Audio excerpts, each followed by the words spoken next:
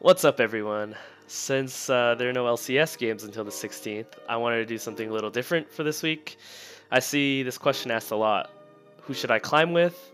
Who should I play to climb? And there's a bunch of tier lists to give you that information. But really, although there's some sense of meta, this really only sometimes matters in the highest percentile of solo queue. You can play literally anything in solo queue if you put time and effort into making it work. So it's the same things for meta picks. If you don't put time and effort into meta picks, they won't work either. I just wanted to, sort of prove that and show two high elo players that climbed using unconventional picks, and just to take a look at some of their gameplay. The first of the two players is a player named Jayton. At the time of this recording, he's currently sitting at 168 LP in Masters, which is around rank 400 in NA. With a 56% win rate over 239 games played on Yorick.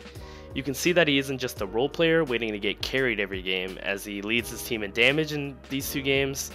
I want to take a look at the second game, since he carries when his mid and bot both lose. Alright, getting right into the game, I want to show you guys how Jayton really has good laning mechanics. Look at how far back he's standing, aware of the vital placements, and he's perfectly fine losing those 3 to 4 CS.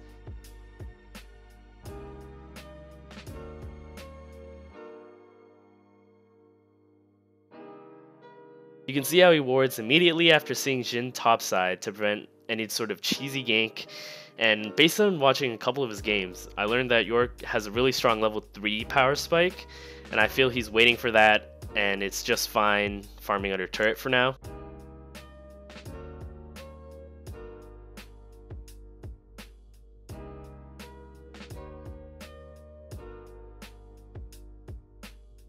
At this point, you see he's warded Try with a perfectly frozen wave right in front of his turret. Jhin can't do anything, and Fiora tries to bait something as a result, but executes super poorly. And look at that level 3 power spike with the W prison to trap her inside with the minions. Clearly a little interesting from Fiora, but well played by Jayton nonetheless. After his recall, Jayton knows he's a level stronger and he has his minions set up already. So as soon as he sees Fiora's dash come out, he traps her and it's another free kill for him. One thing I learned is that he kites away while waiting for his Q cooldown, letting his minions fight the champion alone in the prison for a couple seconds. It's pretty funny. And then he comes back for the empowered auto just to finish him off.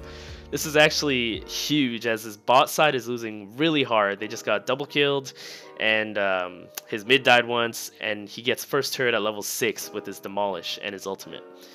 Getting the turret opens up swapping opportunities, so afterward he runs bottom, and his hard losing bot lane is able to swap out of there.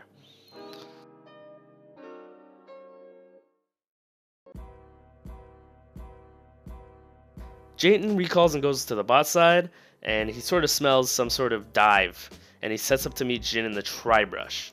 And since they swapped out, diving a strong Yorick with help from an Udyr is way harder than diving a squishier 0-2 bot lane. The enemy team executes extremely poorly as well, and this makes Jayton 4-0, so it worked out really well.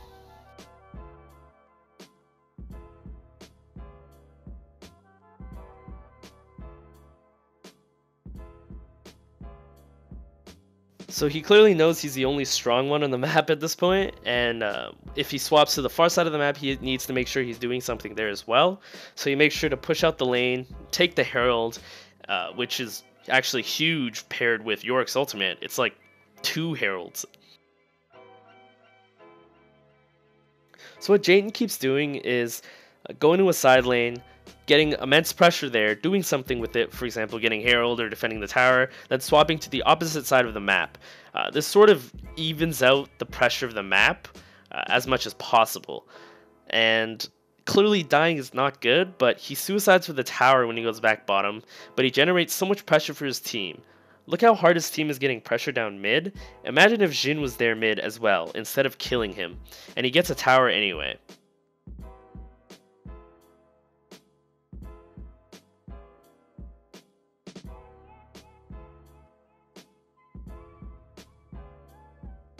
He goes top lane after backing eventually, and look at the pressure he draws and the turret damage he gets off for free.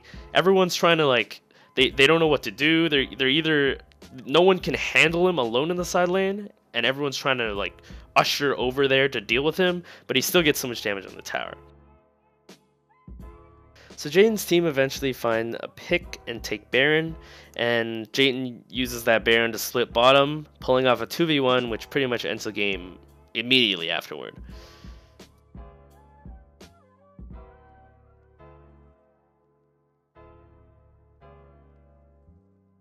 From this gameplay, you can see that Jaden doesn't really use any special gimmicky tricks to climb. He plays the lane well with a strong knowledge of wave management and has a good foundational understanding of the macro game. So the only difference is that he understands Yorick more than anyone else, and clearly he's been able to make that work well for himself.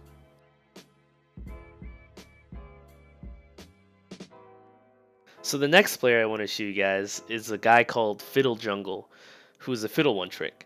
At the time of recording, he's D1 98 points, which equates to around rank 850 in NA.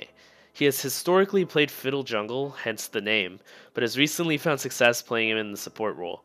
Let's take a look at this game where he deals the most damage on his team playing support Fiddle. So in this game, they actually get Tribrush cheesed at level 1 after leashing the red, and Kate has to blow her flash.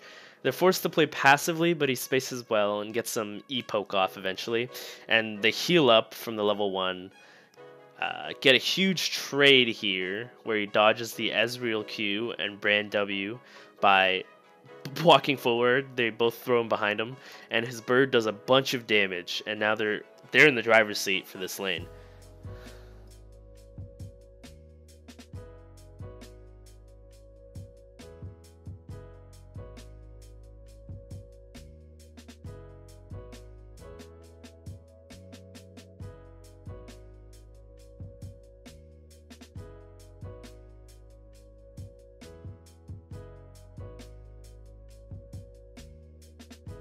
They eventually poke down the enemy bot lane so much that this happens.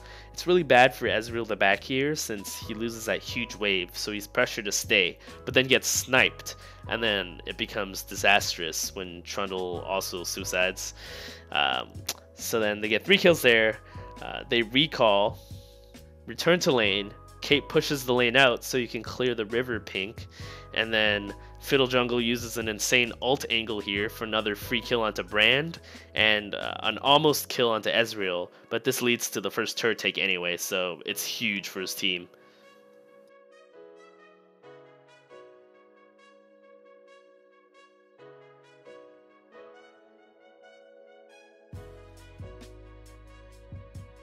I want to point out in this clip that he's still very much playing the role of a support. He's not trolling, running around the jungle, actually jungling or anything. When they swap up top, he first runs into the river here to get control and a little deeper vision into the enemy jungle, and he eventually returns top and sees an opportunity to go behind Garen for a free kill. And then eventually sets up another kill onto Trundle from the bush. That's both bot and top outers gone from his plays and map control alone. A couple more of these ambush kills surrounding vision control make him extremely strong.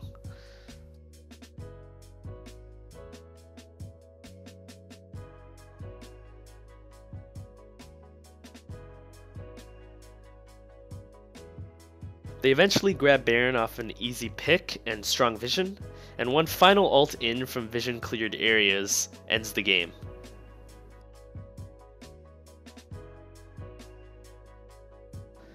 I feel that this pick shows the cheesier side of things, but Fiddle Jungle still has a strong understanding of the fundamentals, especially pertaining to his laning phase. He knows how to play the vision game in the mid game to set up those ambush picks as well. So this is what I mean by you can literally play anything you want. I've been destroyed by Master Tier Jungle Teemo mains, cheesed by Mordekaiser Blitz, you name it. Any pick works if you put effort into making it work, and meta picks are not better at all if you don't understand the macro game or the meta champions are playing. Hey guys, thanks for watching. Sorry for not posting last Monday. If anyone cares, I went on a trip with some friends to Yosemite and did some hiking. Should be a picture there for you guys. Yeah, I got to see some stuff while I'm temporarily in California. Otherwise, wasted the summer. If you enjoyed this video, please like and subscribe. It would mean a lot. And I also welcome any comments. suggestions for future videos, anything you have to say. My Twitch, Twitter, and Instagram are in the description below. They're all /Platezi anyway. And yeah, thanks. See you guys next time.